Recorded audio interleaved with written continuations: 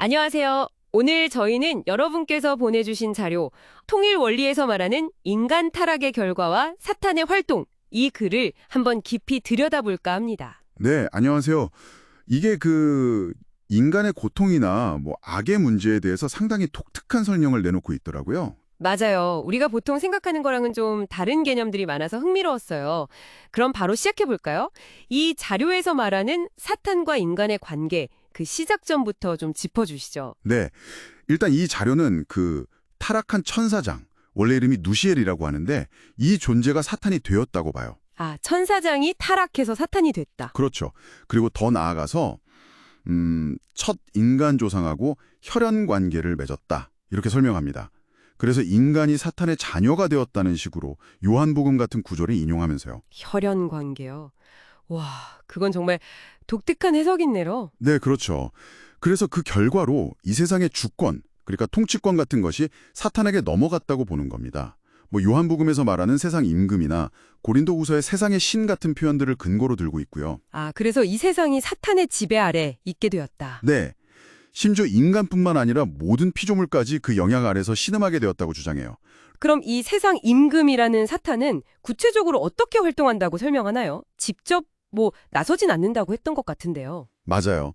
직접 움직이기보다는 중간 매개체를 이용한다고 해요. 중간 매개체요. 네, 영계에 있는 악한 영들, 이 자료에선 악영인이라고 부르는데 이들이나 아니면 지상에 있는 악한 사람들, 악인을 통해서 간접적으로 영향을 미친다는 거죠. 아하. 여기서 중요한 개념이 바로 상대 기준이라는 거예요. 사탄이든 악영인이든 영향을 미치려면 반드시 인간이나 다른 영들과의 어떤 연결고리, 이게 먼저 만들어져야 한다는 겁니다. 상대 기준. 그러니까 뭔가 통로 같은 게 있어야 한다 이 말이군요. 네, 맞아요. 뭐랄까, 주파수가 맞아야 통신이 되듯이 그런 조건이나 기준이 성립되어야 사탄이 역사할 수 있다고 봐요.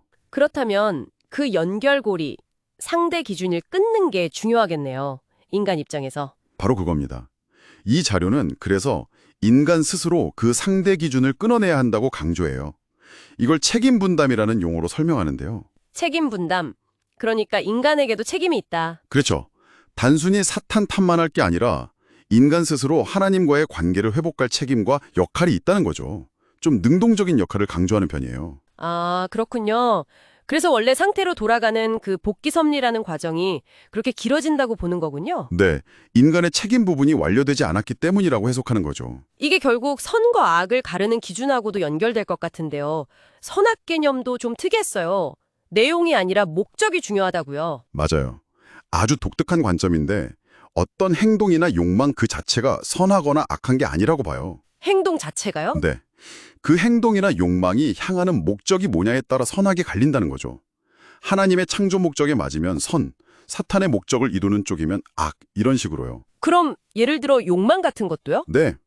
흥미로운 게 욕망 자체는 원래 하나님이 인간에게 주신 거라고 봐요. 기쁨의 원천으로요. 근데 그 욕망이 잘못된 방향, 즉 사탄의 목적을 향할 때 악이 된다는 주장입니다. 이건 진짜 좀 다른 시각인데요. 그렇죠. 그런데 또 재밌는 건 이 복귀 과정 중에는 선악의 기준이 절대적이지 않고 상대적일 수 있다고 봐요. 시대나 상황에 따라 달라 보일 수 있다는 거죠. 아, 그래서 막 투쟁이 일어나고 그런다. 네. 그래서 절대적인 선의 기준은 오직 재림주가 와야만 완전히 세워질 수 있다고 주장합니다. 그 전까지는 혼란스러울 수 있다는 뉘앙스죠. 그렇군요. 그럼 죄는 어떻게 정의하나요? 아까 말한 상대 기준이랑 관련이 깊어 보이는데요. 네, 정확합니다. 죄는 사탄과 상대 기준을 맺는 것, 그래서 하나님의 원칙, 즉 천법을 어기는 것이라고 정의해요. 사탄과의 연결이 곧 죄다. 그렇죠. 그리고 죄를 나무에 비유해서 설명하는데 이게 또 체계적이에요. 나무요? 네, 모든 문제의 근원인 원죄를 뿌리에 비유하고요. 조상으로부터 물려받는 유전적 죄는 줄기, 또 가족이나 민족, 인류 전체가 연대적으로 짓는 연대적 죄는 가지, 그리고 개인이 직접 짓는 자범죄는 잎사귀에 비유합니다. 와, 뿌리, 줄기, 가지, 잎. 체계적이네요. 그럼 결국 뿌리인 원죄 해결이 제일 중요하다고 보겠군요. 맞습니다. 원죄 해결 없이는 다른 죄들도 근본적으로 해결되기 어렵다고 보는 거죠. 인간 본성 자체에도 문제가 생겼다고 하던데요. 타락성 본성이라는 거요. 아, 네. 타락성 본성. 이게 그 타락한 천사장, 누시엘의 마음, 특히 질투심 같은 것에서 비롯되었다고 설명해요. 질투심에서요? 네. 그러면서 네 가지 특성을 제시합니다. 첫째는 하나님의 입장을 취하지 못하는 것. 예를 들어 사랑해야 할 대상을 시기한다거나 하는 거예요. 아, 네. 둘째는 위치 이탈. 자신의 본분이나 자리를 지키지 않고 넘어서려는 마음. 셋째는 주관성 전도. 원래 인간의 안내를 받아야 할 천사가 거꾸로 인간을 주관하려고 한 것처럼 질서가 뒤바뀌는 걸 말하고요. 주관성이 뒤집힌다. 마지막으로 범죄 번식. 자신의 죄를 다른 사람에게 퍼뜨리려는 성향이죠. 이 네 가지가 타락 이후 인간의 본성이 되었다고 보는 겁니다. 하나님 입장 불이행, 위치 이탈, 주관성 전도, 범죄 번식. 상당히 구체적인 분석이네요. 네, 그렇죠. 자, 오늘 저희는 여러분이 보내주신 자료를 통해서 인간 타락의 결과, 사탄의 활동 방식과 그 상대의 기준이라는 개념, 또 목적 중심의 독특한 선악관, 나무 비유로 설명된 죄의 종류들, 그리고 방금 들은 네 가지 타락성 본성까지 와, 정말 체계적이면서도 독특한 관점을 깊이 있게 살펴봤네요. 네, 정말 그 인간 본성이나 보이지 않는 세계에 대해서 굉장히 구체적인 주장들을 펼치고 있었죠. 이걸 들으시는 여러분 어떤 부분이 가장 인상 깊으셨는지 혹은 또 어떤 질문들이 떠오르셨는지 궁금하네요. 맞아요. 이 자료는 마지막에 선신의 역사와 악신의 역사를 잘 분별해야 한다, 뭐 이런 이야기도 하는데요.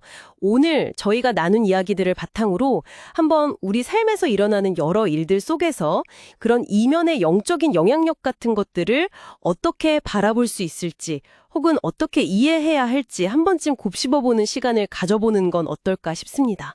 이것이 오늘 저희가 여러분께 던지는 마지막 질문입니다.